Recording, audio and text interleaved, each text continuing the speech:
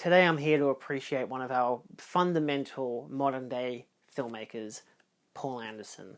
Now we love Paul Anderson on this channel. I've watched all of his films, and for a career spanning 30 years, there is so much distinction between every single film. You know, they are able to assemble quite a cast, usually familiar faces that, correlate between them. You have a great visual style, great level of production value. There's a lot of iconic films that are discussed and debated between fans and cinema goers alike. He makes films that you can watch as a general audience member, and some that you have to kind of have a particular eye and a particular idea for when you're going into it. Maybe it's a bit more art house, maybe it's a bit more stylized in a particular way. And it's really great that you can just have a filmmaker like that, someone who has really progressed, especially through the 2000s, with some of their best films coming out, even though even today you could argue most of their most current releases are, top of the barrel. They haven't hit their low point yet, but maybe they did. I don't know. It's up to debate, because that's what's so interesting about their career. They were able to be quite successful. They married an actress, which is great. They've had families. It's wonderful to see, such a booming personality coming out in modern cinema, and the fact that a person like this can still exist and have such a visual style. And whether, again, their films are critically or commercially panned or not can really be up to debate, realistically, because each film differs. But for the most part, there is always such a prize towards them. Like, we love Paul Anderson on this channel. There's so much that you can get out of their filmmaking, and I really love that about them. I can always chuck on one of their films and have a completely unique experience. Or maybe one that's similar enough to a previous film that they've made that it's like you can kind of keep that energy going, good double feature kind of territory. Or triple feature or quadruple feature, depending on, how much time you got in your day, because sometimes the runtimes can be short, sometimes the runtimes can be low. They all vary within production value, but for the most part, it's got a consistent energy to it that, outside of maybe some modern takes or some certain, filming techniques that you might not completely be okay with, for the most part, it's just a lot of fun to watch their films, and I've always appreciated that. Like, it's always fun to watch them with friends, it's always fun to watch them in the cinema. I'm always eager for the next Paul Anderson film to come out. And that's why I do think that Paul Anderson is one of the greatest modern filmmakers that we have. And I think it's really funny that there are two Paul Andersons, and literally all of these details can relate to probably both of them. Yeah, you probably know I'm joking, of course. I'm not actually referring to Paul W.S. Anderson as the greatest, filmmaker of all time, or one of the greatest. I wouldn't pin him as the greatest, but at the same time, well, definitely not Paul W.S. Anderson. But what about Paul Thomas Anderson? Why is there two Paul Andersons? That's such a weird thing, and that they're both filmmakers who are around the same age, 50 to 60 years old. They're both white guys from, developed countries. One's from England, one's from America. One married Mila Jovovich, one married Maya Rudolph, Is it strange that that's a thing, that their wives are arguably more successful because they're actors and have been through a lot of different acting experiences and help to keep, their husband's visions alive because they can help to fund it?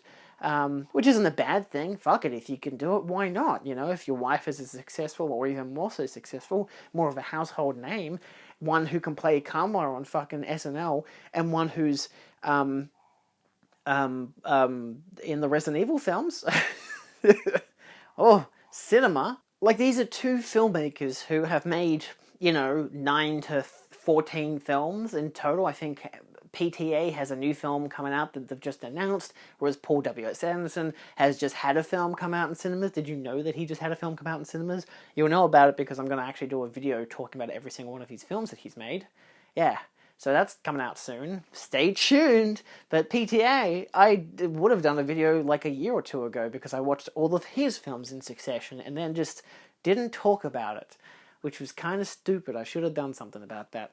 But yeah, it's so funny watching like the early W.S. Anderson films and having the title say written by, or directed by Paul Anderson. I'm like, that's going to get confusing, because once you hit the late 90s, he changes to Paul W.S. Anderson, which is, of course, his middle two names, and I guess is maybe a bit more iconic than Paul W. Anderson or Paul S. Anderson, like S&T, PTA, PSA, PWA, I don't know, PWSA kind of still works better. I have an appreciation for both of their forms of cinema, where, of course, I do think that PTA is the better filmmaker in general, with much more artistic films and much more just captivating stories and beautifully written and beautifully directed films and beautifully shot films. Oh my god, there is so much I love about PTA's work. But at the same time, I have as much respect at times to Paul W.S. Anderson. Like, PTA grew up in Hollywood with the Hollywood people in the Hollywood climate, whereas Paul W.S. Anderson didn't. He grew up in the UK. His films initially were about, or at least the first one, the lowbrow common people, trying to uprise against the ugly rich people. Wow, he's kind of become that, hasn't he now? Anyway, sure, Paul W.S. Anderson's career hasn't really changed since 1995 with Mortal Kombat.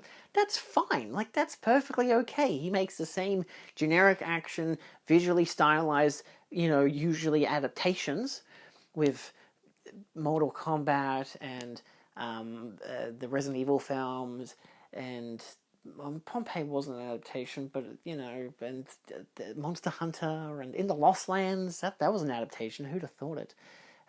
So there's, he's got style at least. Like, sure, his films are more popcorn cinema. They've got a very distinct visual style that occasionally will change between film, but sometimes it's just to try out different techniques before they get, like, properly sorted out between films. Maybe it takes a film or two to really figure out the exact style he wants to go for, and it perfects it in one particular angle. Maybe you're just thinking, Julian, he's a bad filmmaker. He made the Resident Evil films, but I digress. I think those films are quite fun. They're not great, but they're fun. And that's kind of like the technique with his films, is that they're not great films, but they're fun. There's at least one or two there, maybe even three or four, which you'd be surprised, are actually really good quality films, despite the reputation that he has as a director.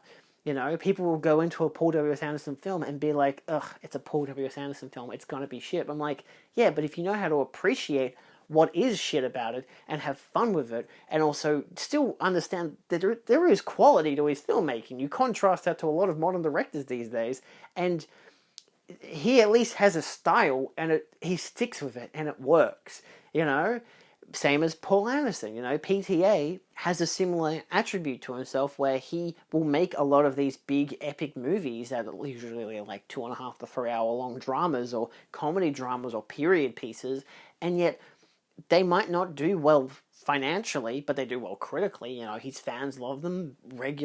Most bodies of people love them. Big critics love them as well. They're very well successful films in those regards, but they're not as well regarded in terms of a critical success. A commercial success. They don't get a lot of money. So it's kind of funny how one Anderson will have the critical bombs, but the commercial usually successes. It hasn't really been that way over the past couple of years. But, for the most part, pretty commercially successful as a filmmaker. And then you get PTA, who's not as commercially successful as a filmmaker, but he's definitely critically successful. It is very bizarre that these two men have the same name, have similar enough attributes to their career, and you can pin so many different things on how they are almost the same person, just with enough credible details that are very different at the same time. So, anyway, this was intended as an April Fool's Day video, but I don't really know where the joke is, because I think the whole thing is a joke. It's fucking crazy that they can just... This is just a thing. Two different directors, same name, same income, same super contribution. I don't know the rest of the... How many times I see that ad as a kid and I still don't remember how it goes. Anyway, bye. Thanks for watching. Stay tuned for my Paul W.S. Anderson video coming soon. It's a doozy. See you then. Happy new month. And if you're not watching this on April 1st, sorry. And if you're also watching this on April 1st, but it's like maybe the 2nd or maybe it's March 31st because I'm in Australia and this comes out at a certain time and a certain date, then I'm sorry I tried. I really tried. It's hard. You can't just make an April Fool's Day video in Australia because it's too early in America and it's too late in Australia. I can't win. Neither can some other people. I was going to say Paul W.S. Anderson, but I'm like, I don't know, he's still making bank. I think. How does he keep making movies? How do any of them keep making movies? Cinema is weird. It is what it is. Bye.